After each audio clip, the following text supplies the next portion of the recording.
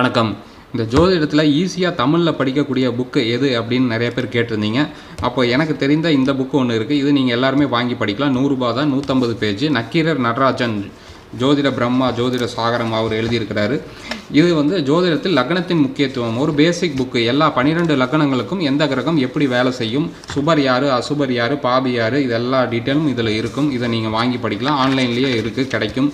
இதில் என்னன்னா யோகாதிபதி, மாரகர் யாரு, கலத்தர் தோஷம் எதை கொடுக்கும், புத்திர பாக்கியம் எந்த கிரகங்கள் எந்த தசாபுத்தி காலங்களில் தரும், ஒவ்வொரு லக்னத்துக்கும் 12 லக்னத்துக்கும் சகோதர தோஷம் எந்த கிரகம் தரும், திருமணம் பார்த்தீங்கன்னா ஒவ்வொரு லக்னத்துக்கும் எந்த கிரக தசையில் எந்த புத்தியில் திருமண பிராப்தி கிடைக்கும்.